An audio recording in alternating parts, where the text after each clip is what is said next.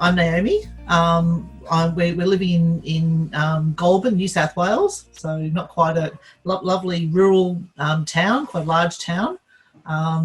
We have children, but they've all flown the nest. So looking at, I suppose, what will be the empty nester's dream. I now get a house that has everything that I want without having to worry about all the requirements of children and what have you. In the current COVID environment, my family's joking that I'm building a luxury bunker in Goulburn with all the mod cons that I can lock myself down and not have to socialise with everybody else. So it'll just be the two of us. Yeah, nice veggie garden out the back. Nice. We're looking at a passive house possibly. So after suffering the smoke of the fires over last summer and the lockdown of COVID and working from home, the luxury bunker sounds pretty good to me. So taking on I never thought I'd build. I always thought I'd renovate. I was always looking at older houses to renovate. And because of a change in circumstances, my partner doesn't like older houses. So the compromise was that we would look at building something. If I was going to build, I was going to get exactly what I wanted.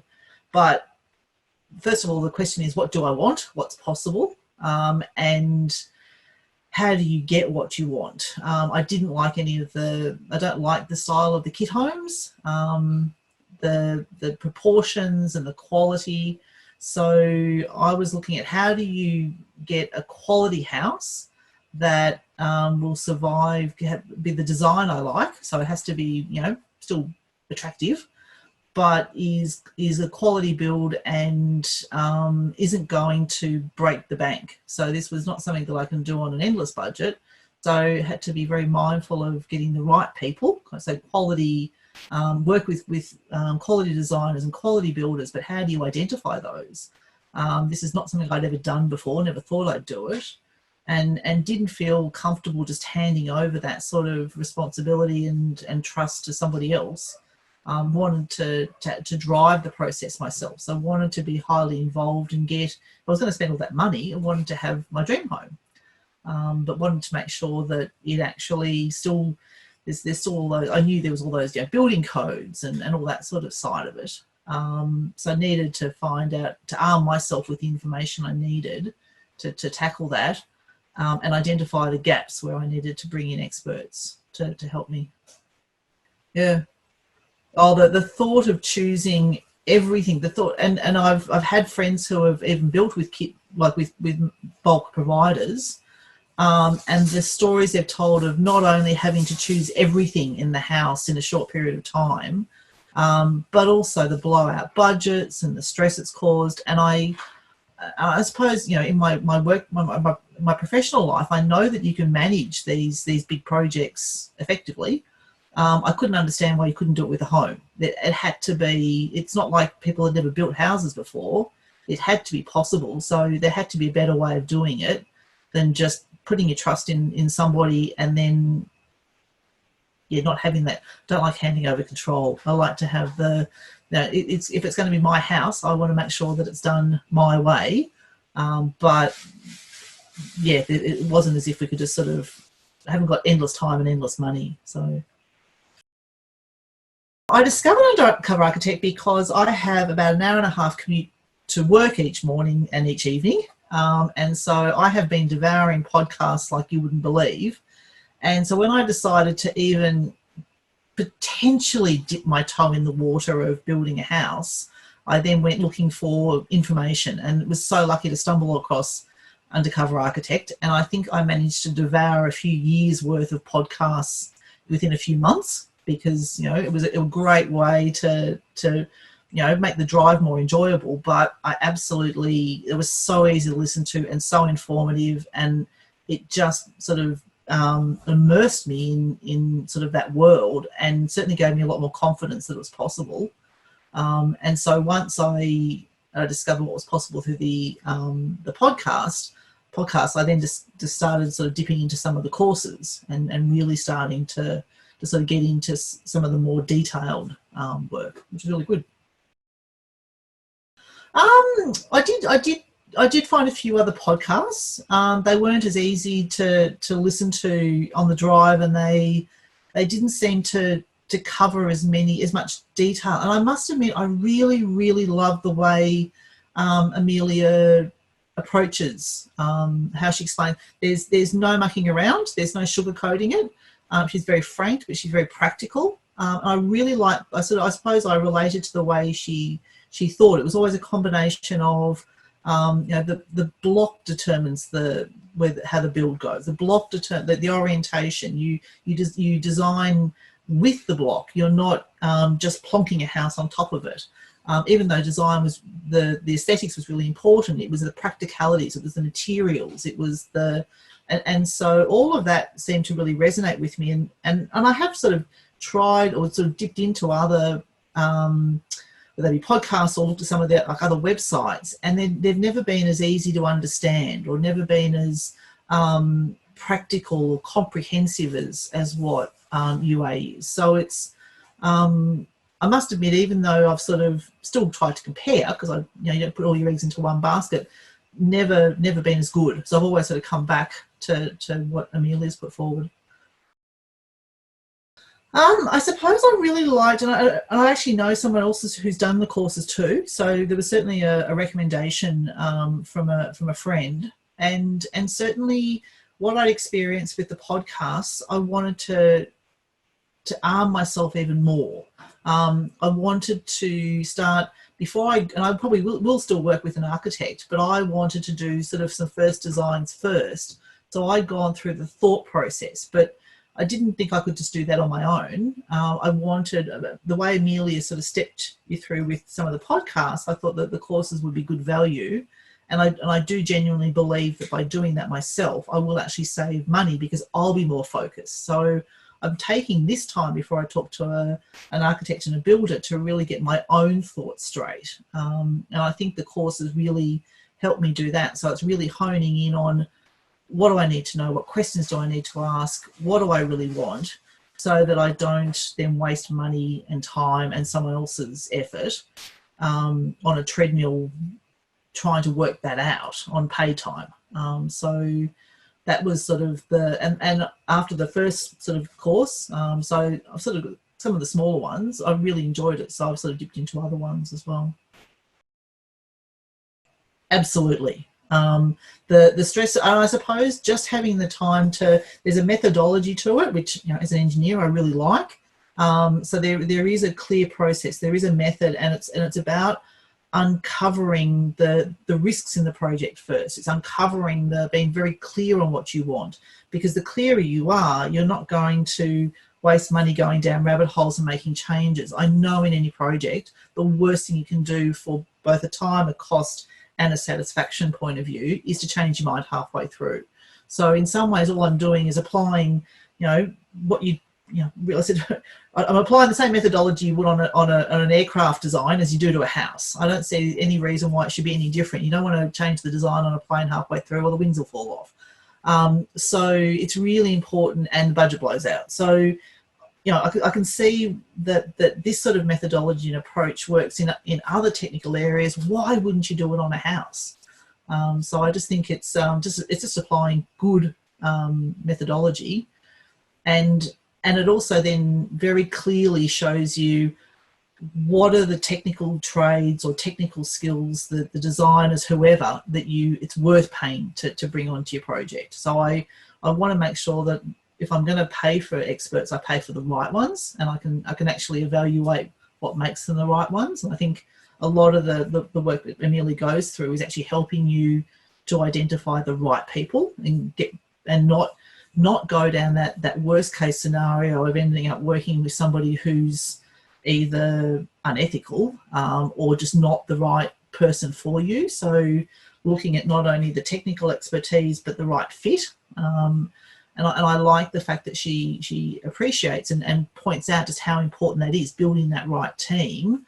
It's about having the same way of working and the same approach. So how do you pick that person? So certainly a lot of the things I've got that she's gone through in the course and the podcast helps you identify those people, because I was determined that I was going to enjoy the process. And so far, so good. Yes, so certainly I've now educating going through everything from I'm learning SketchUp to different, the apps you download to work out, where the sun orientation is and all of that. I sort of knew you needed to do that, but didn't have the skills to do it. So I've been merrily working through all those sort of tools. The Actually, I was probably right down to I probably wouldn't have built. I think without this process and without what Amelia's gone through, I think I probably would have still stuck with renovating. I don't know that I would have actually gone. All the stories I'd heard were pretty negative, so I don't know that I would have had the confidence to go for a full build. So I think that's been a shift, and I think it's been a good one. And I think the other thing too is feeling really relaxed just to take my time.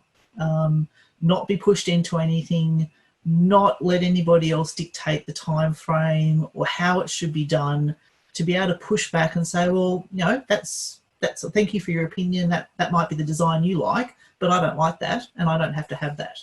So I think giving me that confidence to know to spend the time to identify what I want and then not accept anything else. And if anything, look for if it's not the right fit with the designer, find another one. So I can't say that I've necessarily compare that I've saved the money, because we're still quite early in the process, but I absolutely can see that it will save me money, and it will save me stress, because I know I feel a lot more confident to find the right people, ask the right questions, do all the checks up front, and make sure that we will get the outcome. Everything from the personal fit to the right size business to the way they design, and even making sure that their business is secure, so they're not going to go under halfway through. All of that sort of due diligence. It's one thing knowing it needs to be done, it's another thing knowing how to go about it, and certainly I feel a lot more confident to do that. Certainly I feel a lot more empowered to take charge of the process, and know when to do it myself and when to hand over. So identifying what I can do and what I can't do, and find the right team that can complement what I can't do. So I think that, and doing all that work up front, I know from my professional life that will save me money and time and stress. So I'm very confident that I'll have a better outcome. And I'm also very confident that quality build will save me time, or save me money more than anything, in the upkeep of the house too. So I think all around it's going to be a more efficient use of my time and money, and a much more enjoyable outcome, I hope, the process and the house at the end. So I think knowing how to ask the right questions is the big thing, and certainly Amelia, and it's her experience. So first of all, when you have the benefit of somebody who's lived this is her career, her life, she knows what challenges you're going to come up against. I hopefully will only ever do this once. I can't say that I'm signing up for a second one right now. So I really value learning from that experience and having those tools and techniques and to be able to apply myself. So I do think that's going to avoid a lot of the pitfalls, but even knowing that no project is without pitfalls, but I definitely know the benefit of having a good team. So when things go wrong, you've actually got the right people who are working together to solve those problems. And I really value, I always, the people I knew, the experience had always been, you get a builder and you make all the decisions on the fly, and that never quite felt right to me, but I didn't realize there was another way. This absolutely, the process through UA absolutely shows that you can make all those decisions up front, have it all agreed on, do all of the integration, all of the, the aligning and find all the efficiencies and make sure that everything works together, and then build. That had never been presented before, and it makes perfect sense to me. As I said, we do that in my professional career always. So I didn't understand why you couldn't do that with a house build. I've just worked out that that's just not the normal what's done with the bulk builders. But it's nice to know that you can take charge of that yourself and do it a different way. I think it's confidence. I do think there's when you don't feel confident about something, you're more likely to hand over control to somebody else. And so I just think the process, working with UA, gives you the confidence to do it yourself. And so you're more likely to get the outcome that you want because you're not gifting the process to somebody else. This is my house and I should be taking responsibility for it. But I'm not a designer, so I don't know it all. But I know I can guide that process and I can be an active participant in it without and having the confidence to do that. I would absolutely recommend UA. It was one of the best things that even contemplating doing a renovation or build, I could not imagine doing it without going through this process and understanding what's possible and these tools. So I'd have no hesitation. I know it's going to save me money. It's absolutely saving me stress. And it will save time, both in the process and in the upkeep of my house afterwards. So, and if nothing else, even just listening to the podcast, it's wonderful listening to all these experts who are passionate about their professions, whether it's landscape gardeners or passive house designers.